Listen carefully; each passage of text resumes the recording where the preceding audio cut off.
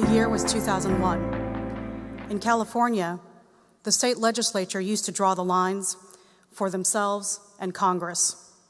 I was a young attorney organizing in the Asian American community.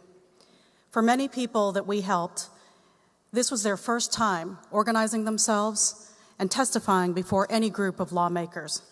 They took time off from work, made sure that there was somebody to care for their families so that they could spend the time to go before the legislature and talk about the stories of their communities and ask that they be kept whole.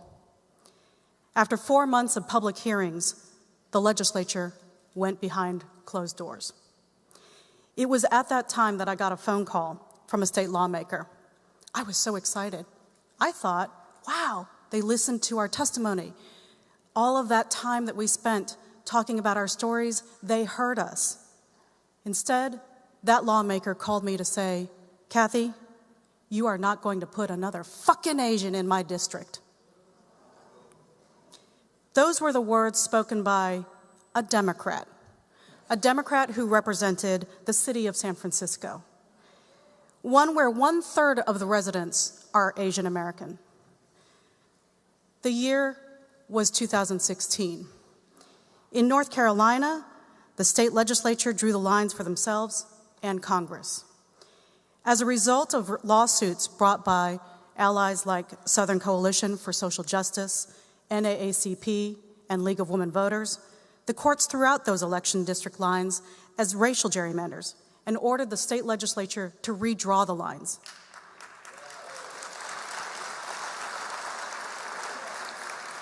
In drawing the new maps, though, the legislative leaders very proudly announced, we want to make clear that we are going to use political data in drawing the maps. It is to gain partisan advantage in each one of these maps, and that the redrawn maps would give a partisan advantage of 10 Republicans to 3 Democrats. And why? Because they couldn't skew the map anymore to make 11 Republicans and 2 Democrats.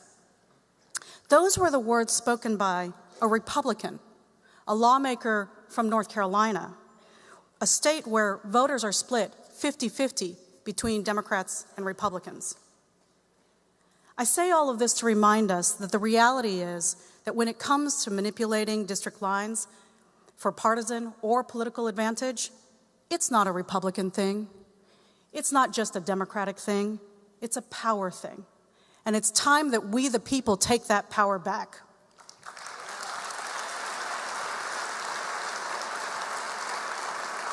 That's why any solution to unrig the redistricting process requires us to work across partisan lines and to champion solutions that lift all of our voices.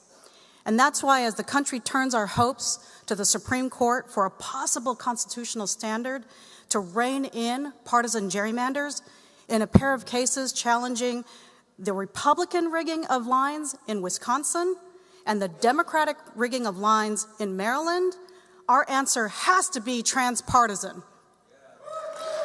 I know out there in the audience, we have some leaders, and I want to just recognize them because this is not a one-person thing. This is a we thing, a big thing.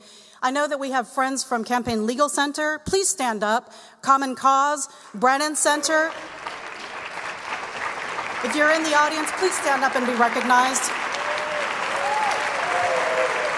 And don't sit down. Stay standing, because we need to see this is a big movement. At Common Cause, we work to submit amicus briefs from Governors Schwarzenegger, Davis, Kasich, and Hogan to show everyone that Democrats and Republicans can and do come together to call for change in redistricting.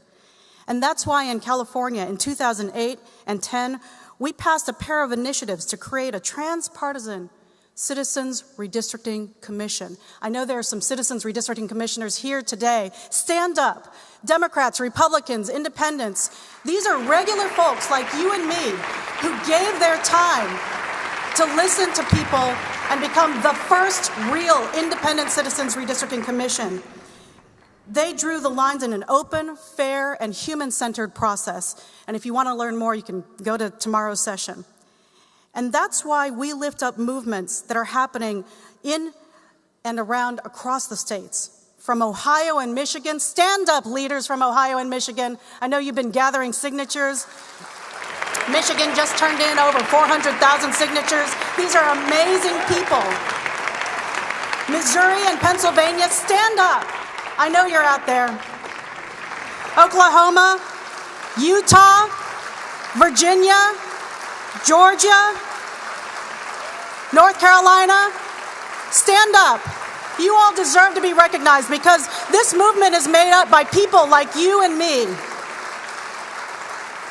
And yes, even Louisiana. I know we've got folks from Louisiana who are out there trying to change the redistricting process.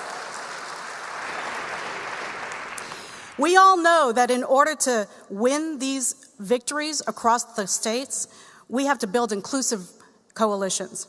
Labor and chambers, AARP and millennials, pro-life and pro-choice. I know that's hard to believe, but yes, that's what we have to do. Farmers and NAACP, newcomers and natives. And yes, perhaps the hardest coalition that we have to build between Patriot fans and Eagles fans. This movement cannot be about us versus them. It cannot be about revenge or punishment. We are in a time where there are so many who seek to sow deep divisions between us as Americans. But we are also in a time where people like you and me, have come together to shape a common vision. We have to find common ground to push for uncommon solutions. I want to ask everybody just to take a moment and stand up. Let us remember the words of Martin Luther King, because we are all in this together.